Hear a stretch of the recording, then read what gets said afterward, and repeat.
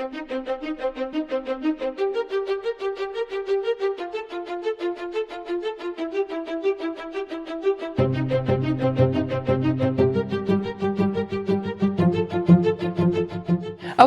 so we talked about this a little bit in Sin Boldly, the podcast for the Sign Your Name project, but we're going to be discussing today, I'm going to explain to you what hashtag slacktivism is.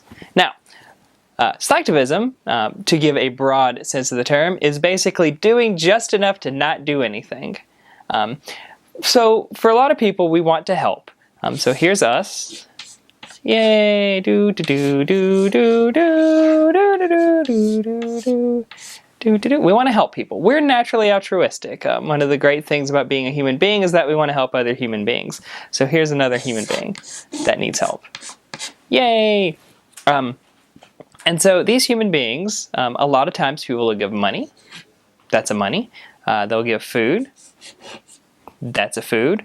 They'll give their time. They'll make sure, it's like, hey, what do you need to do? And they'll say, oh, I need my plumbing fixed. And so that's a J-joint for those of us who are into plumbing. So that'll happen, and that's good. What happens sometimes, though, is that there is a tragedy that happens.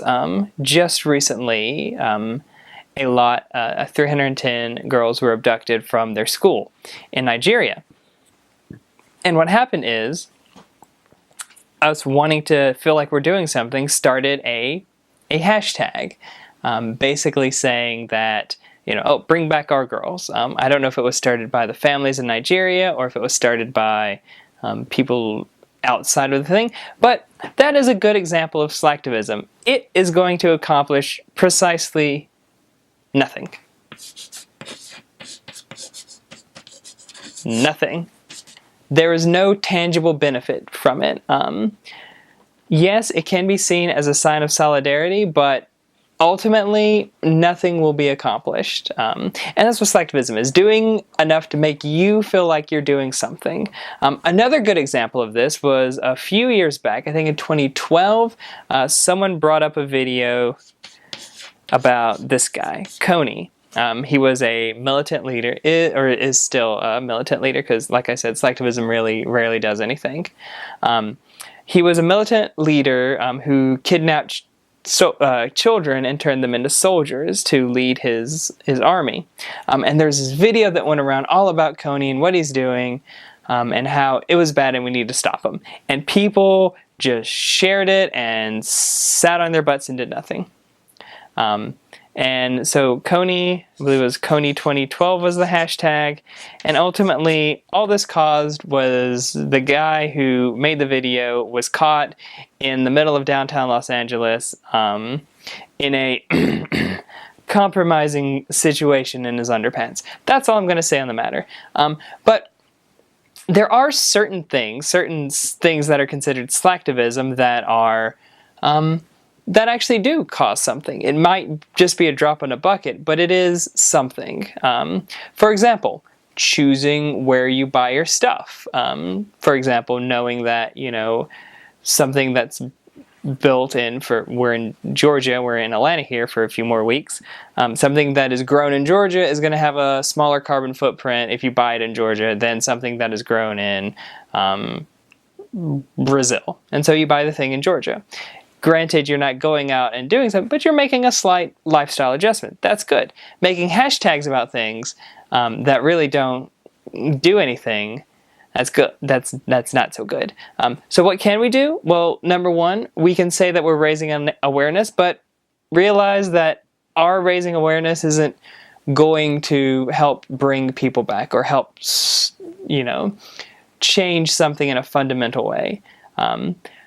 But it's nice we're trying to have some power over something we can't have power. And I think another thing we need to do is just admit that there are some things that we are powerless to do, and then try to build it so that we can help each other with our time. We don't have to, go out there and be Rambos. Although that would be cool if there was I'm going to make this person Rambo. So he's got muscle and it's a bandana now. He's Rambo. He's only got muscles on one arm. But letting so that we can be in solidarity with people without having to make it about ourselves. And ultimately, that's what slacktivism does.